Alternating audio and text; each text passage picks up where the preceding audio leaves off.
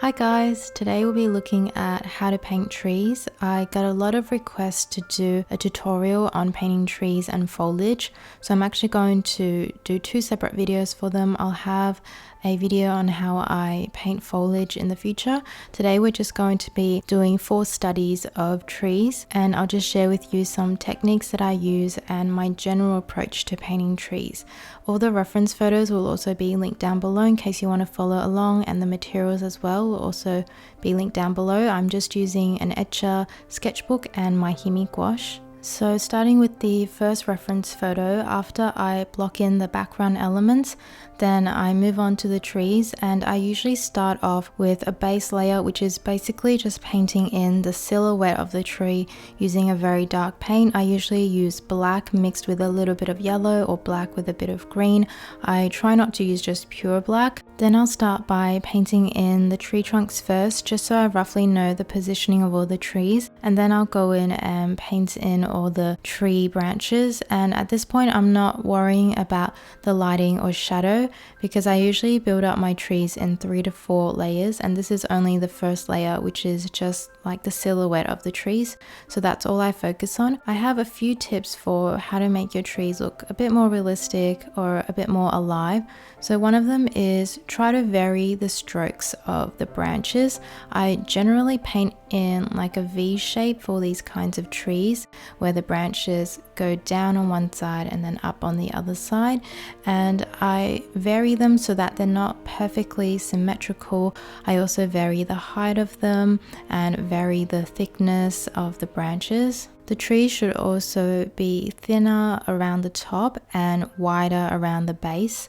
So when I'm working, I start off with really thin, delicate strokes at the top of the tree, and as I work my way down, my strokes get longer and thicker to build out the base of the trees. Once I've got the silhouette in, then I mix up a green that's just a little bit lighter than what I used to paint in the base, so I just mix in a little bit more yellow. I avoid using white at this stage because I find that the white makes the green a lot more pastel, and I want it to have a bit more life in the color, so I just use yellow to brighten or lighten the mixture. And then I go in and I look at which side the light is coming from. So in this photo, the light source is coming from the left hand side, which means the left hand side of the tree is going to be more in light and the right hand side is more in shadow. So with this layer, I go over the trees and I focus my brush strokes more on the left hand side. I carve out the areas that I know are in light. When you're mixing up that color that's a little bit lighter than the base layer, you want to make sure that it's not too light.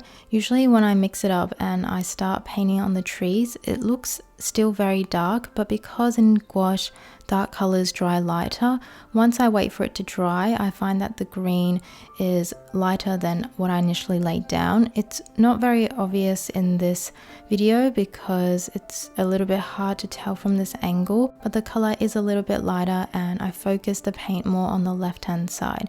And because we'll go in with a 3rd and 4th layer to continue highlighting the trees, you don't want to start off with a 2nd layer that's too bright. So I see this step as carving out where the trees are, because when we painted in the silhouette, because it was so dark and just one shade of dark green, it all just melted into one another. So with this 2nd layer, you can start to carve out where one tree ends and the next tree starts. And then I continue to add yellow into the mixture to make it brighter, and I focus the highlights more on the left hand side in this case, where the light is hitting the trees.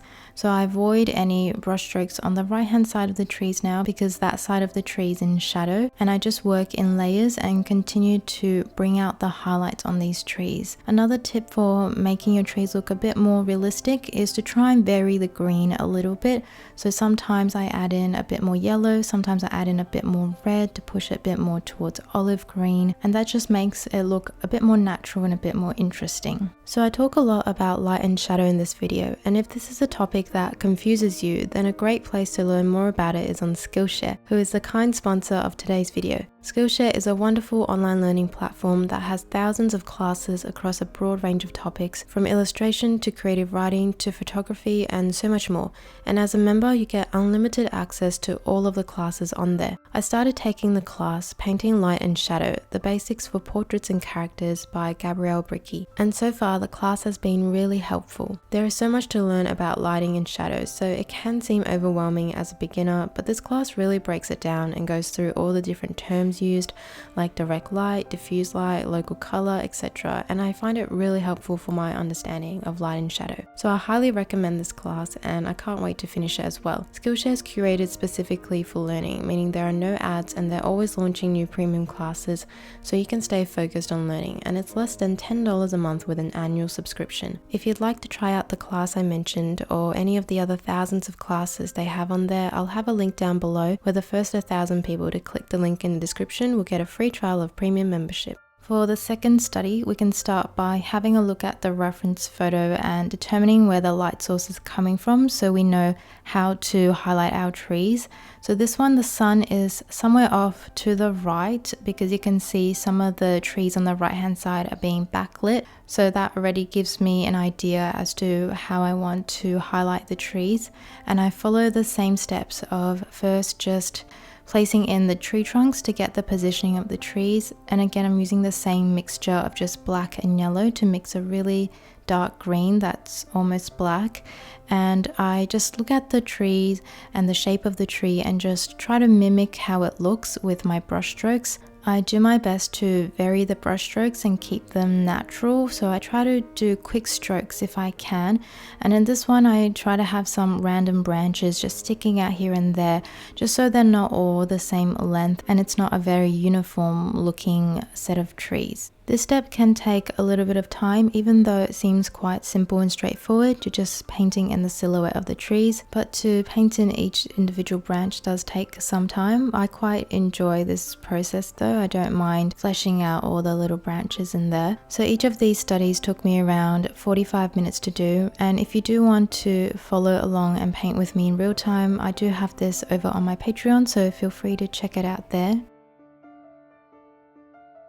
After I finish the silhouette, I mix in more yellow and I start to highlight the trees, and I keep in mind that the trees on the right hand side are a little bit more backlit and the ones on the left are receiving light on the right hand side, which is facing the light source. So with that in mind, I go in and focus my highlights or focus the lighter strokes on those sides, and then I continue to lighten with more yellow and more red just to vary the green a little, and I only add in a little bit of white at the very end for some very bright highlights.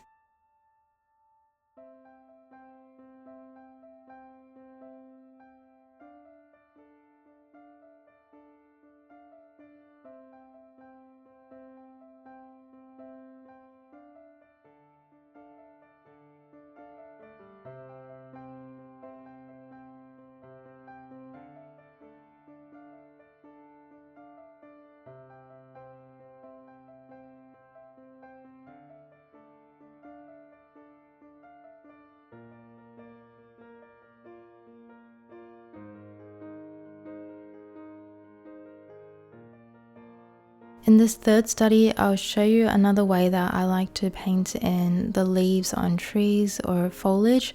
I still start the same way by just blocking in a base layer, and then I start by placing in some of the darker trees, so some of the silhouettes for the darker trees.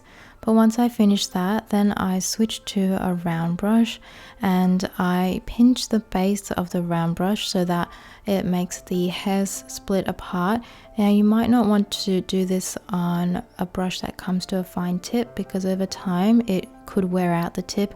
So maybe pick a brush that isn't too precious to you or is an old brush where the hairs have already naturally started to split apart, because this will be great for creating the kind of texture that you see on trees and foliage as well. So once I've got that brush ready, then I just use a stippling motion to paint on the leaves. And I like to use this technique when I've got clusters of trees with lots of leaves and intricate details. It's a faster way for me to cover an area rather than going in with a single brush and trying to paint on each individual stroke. I still follow the same process of starting with the shadows and the darks and then working my way up to the highlights.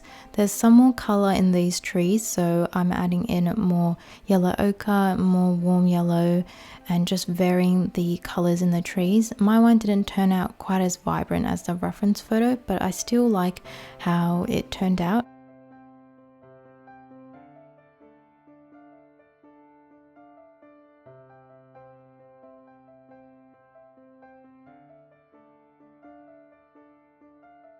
Once I've built up quite a few layers, then I'll go in and paint in the tree trunks and the branches weaving through the leaves. I try to leave some gaps in between the branches just so it looks like some of the leaves are covering some branches, and then I can also go back in and just paint some more leaves on top of the branches just so not all of the branches are sitting on top of all the leaves. For the grass, I also used an old brush to paint on grass-like textures. Old brushes can really come in handy when you want to create certain textures, and only when the hairs are split apart can you actually get those textures. So I try to keep my old brushes because they really come in handy when I'm trying to experiment with painting different textures.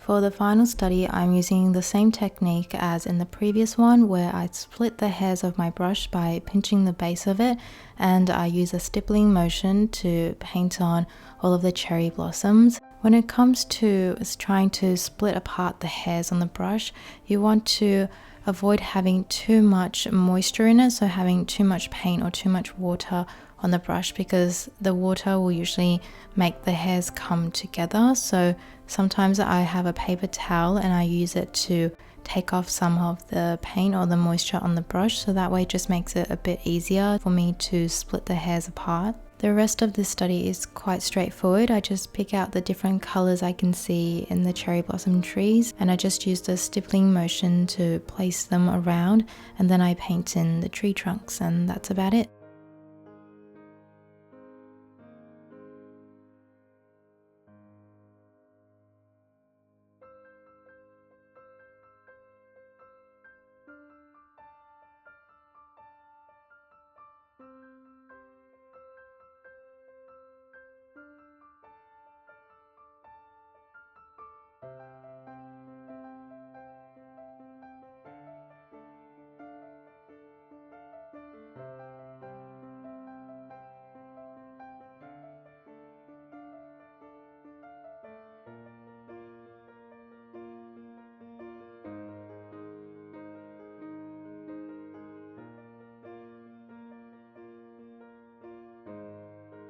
I hope you guys enjoyed this tree studies video. I've been meaning to make a lot more of these gouache studies videos because I know a lot of you find them helpful, and I've read your suggestions and I've got more that I'd like to make, so hopefully they will come sometime in the future. In the meantime, if you'd like more tutorials to follow along with or to learn from, I have them over on my Patreon. I actually have quite a few tutorials with trees in them, so if you want to practice painting trees, you can check out the tutorials over there. My goal with my Patreon is to build up a library of real-time gouache tutorials, so whenever you want some inspiration or you want someone to paint along with when you're practicing gouache, you can just find that whole library over there, and I'll have my website linked down below where you can explore the tutorials that are already on there. There's currently about 13, and every month I add more tutorials, and as a patron you get access to all of the previous month's tutorials, so this library will only grow larger over time. Thank you for watching this video, and if you have any questions just leave it down below. Otherwise I'll see you in my next video. Bye bye!